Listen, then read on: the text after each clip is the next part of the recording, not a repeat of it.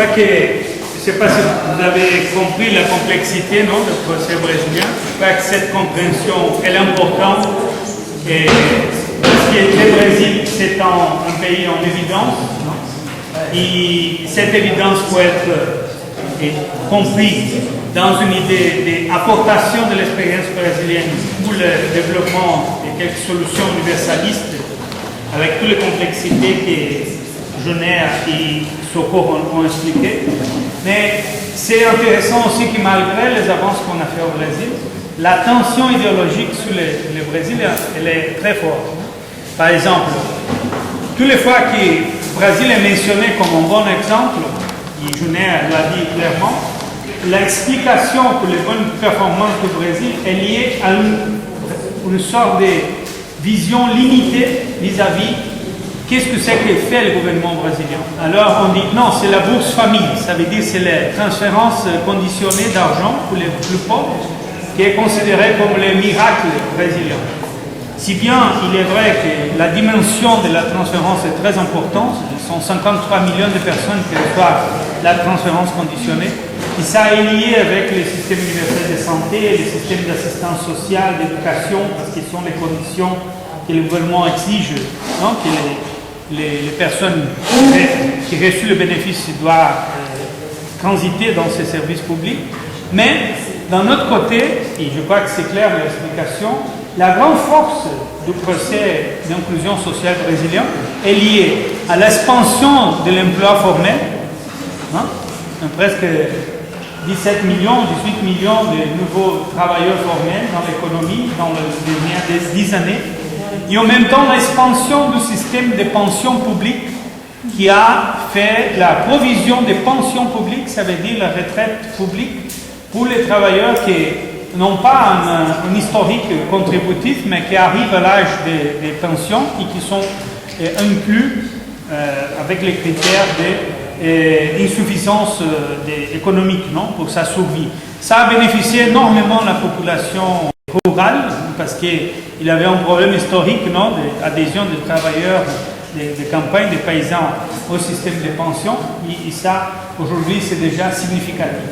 L'autre chose importante, c'est que le pays, le Brésil, c'est un pays démographiquement important, 194 millions d'habitants, et une solution publique de grande échelle pour la santé, qui 155 millions de personnes utilisent exclusivement le système public, les autres utilisent aussi, mais dans une condition mixte avec les assurances privées, etc.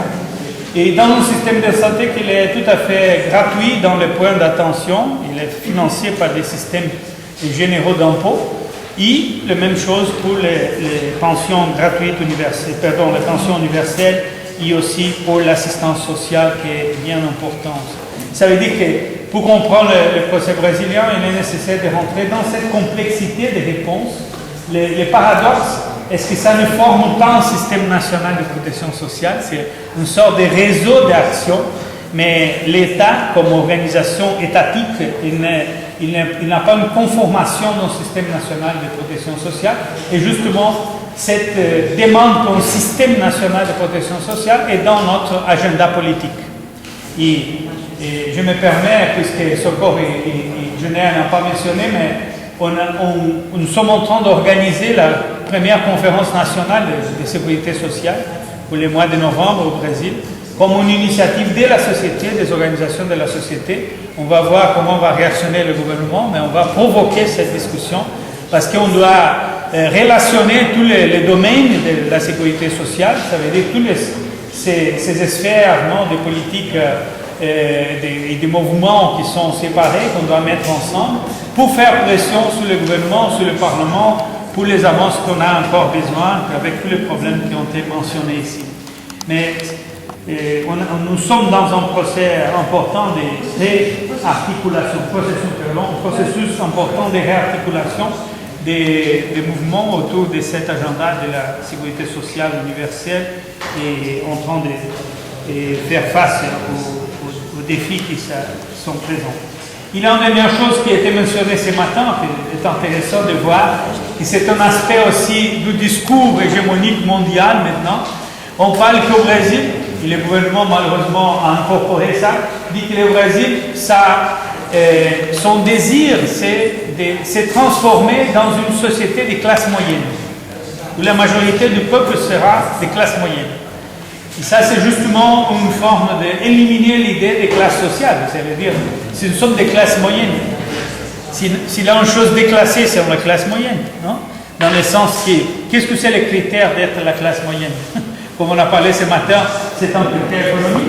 Ça veut dire que si j'ai des revenus qui sont déjà dans certains niveaux, tu deviens classe moyenne? C'est une explication un peu bizarre du point de vue sociologique. Et c'est pour ça qu'on dit que non, au Brésil, ça veut dire l'interprétation de beaucoup de nous, on dit que non, ce n'est pas un pays de classe moyenne. On s'est transformé dans un pays qui a permis, fait l'ascension de sous-prolétariat, ça veut dire des travailleurs qui n'avaient pas d'insertion formelle, à une condition de travailleurs. Hein? Mais alors, ces nouveaux travailleurs, ça dépend, les niveaux de politisation, ça veut dire des consciences politiques qu'on va être capable d'imprimer à ces nouveaux contingents de travailleurs pour pouvoir vraiment faire la différence dans l'organisation de la société brésilienne.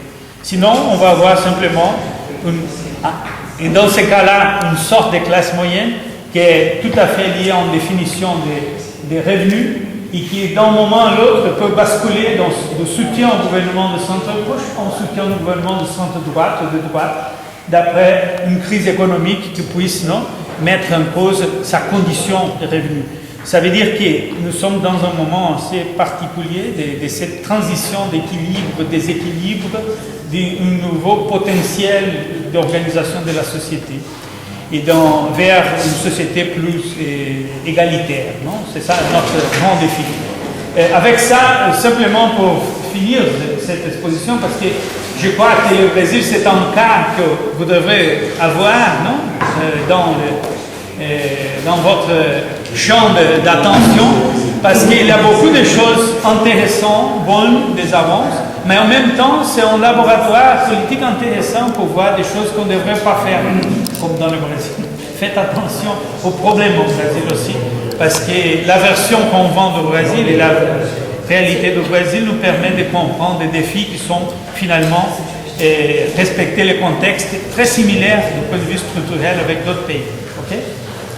Il y a une chose aussi que je voudrais vous informer, que dans cette publication qui a tellement laborieusement fait Garant, ici il y a une interview avec notre star sud-coréen Pichon, qui parle d'une recherche qu'on fait dans une association d'efforts, qui c'est justement une recherche sur comment est-ce qu'on peut faire la projection des systèmes universels de protection sociale dans les économies émergentes. Quels sont les défis des transitions? Quels sont les éléments qu'on doit observer pour pouvoir transformer l'émergence économique dans un système de protection sociale?